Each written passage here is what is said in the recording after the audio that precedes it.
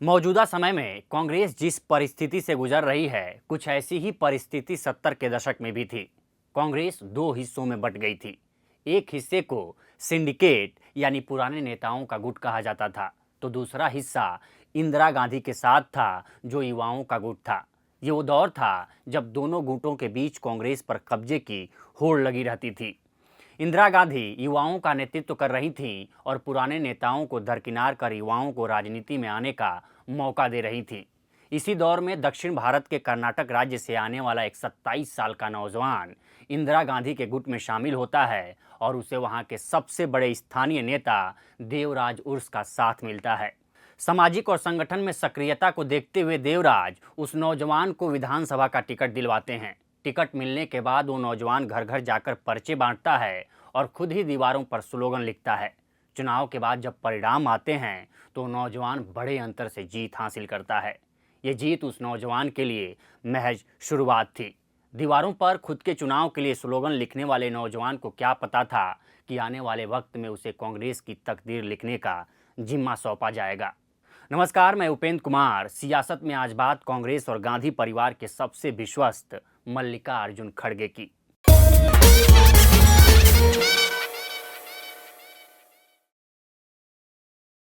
संयोग कह लें या कुछ और, मल्लिकार्जुन खड़गे ने जब 70 के दशक में कांग्रेस को चुना तो उन्होंने युवा नेतृत्व का साथ दिया, लेकिन अब उनके कंधों पर युवा और पुराने नेता दोनों को साथ लेकर चलने की जिम्मेदारी आ सकती है। 80 साल के हो चुके मल्लिकार्जुन खड़गे का जन्म ब्रिटिश शासित भारत में हुआ था।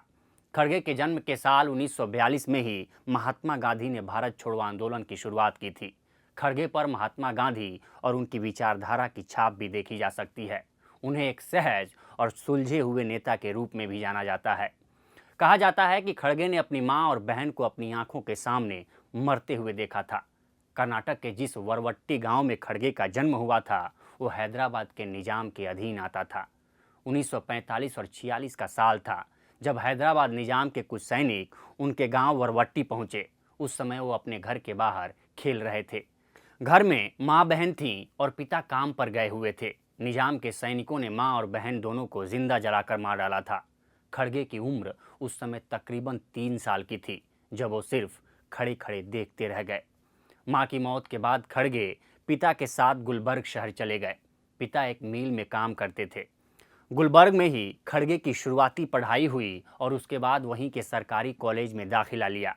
कॉलेज में पढ़ाई के साथ साथ राजनीति की शुरुआती शिक्षा भी उन्हें यहीं से मिली। खड़गे ने अपना पहला चुनाव कॉलेज में ही लड़ा था। तब उन्हें छात्र संघ का महासचिव चुना गया था। कॉलेज की राजनीति के दौरान खड़गे मजदूरों के अधिकारों की लड़ाई में हिस्सा लेने लगे थे। जब 70 के दशक में कांग्रेस सिंडिकेट और इंदिरा गांधी के बीच संघर्ष चल रहा था, तभी खड़गे ने कांग्रेस का दामन थामा था। उस समय खड़गे की उम्र महज 27 साल की थी। उस समय उन्हें कर्नाटक के सबसे बड़े नेता देवराज उर्स का साथ मिला था। देवराज ने खड़गे को पहली बार विधानसभा का टिकट दिलवाया। 1972 में खड़गे राज्य की गुरमितकल सीट से पहली बार विधायक चुने गए।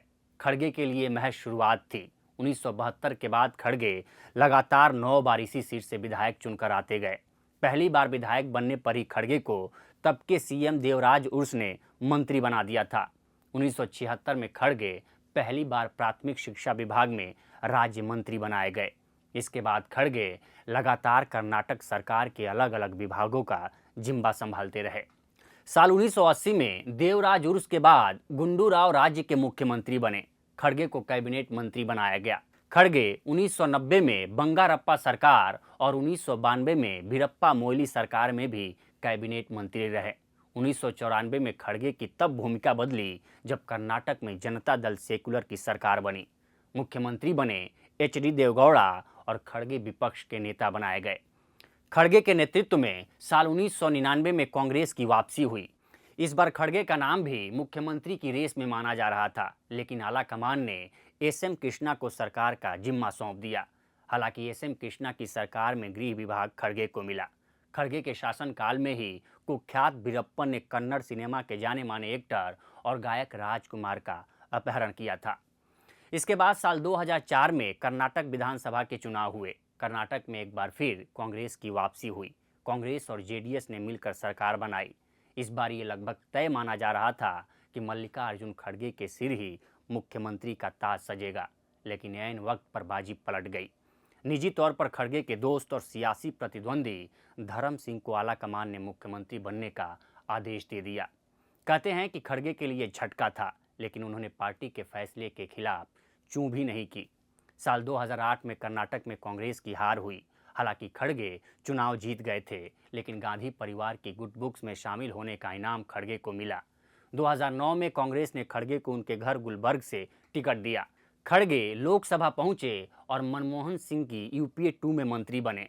उधर साल 2013 में जब कांग्रेस कर्नाटक की सत्ता में दोबारा वापस लौटी, तो ये कयास लगाए जा रहे थे कि इस बार तो पक्का खड़गे को राज्य की कमान सौंपी जाएगी। लेकिन खड़गे के हाथ फिर से खाली रह गए।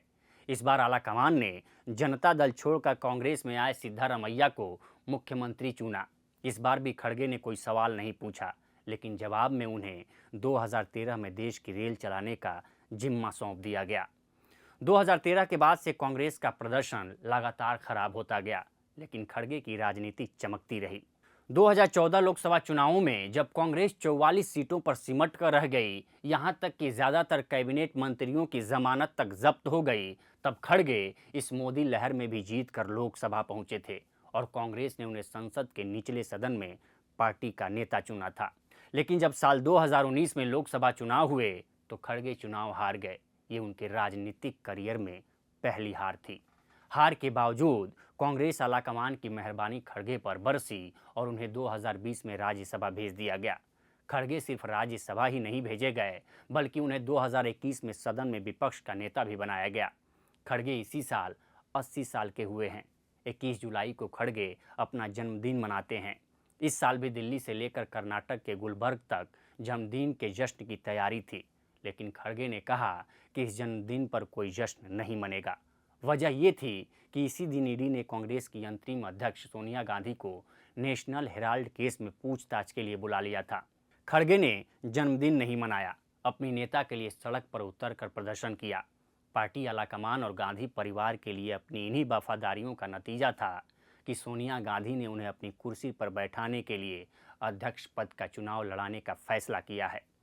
सूत्र बताते हैं कि उन्हें पार्टी में हर तरफ से समर्थन मिलने की उम्मीद है।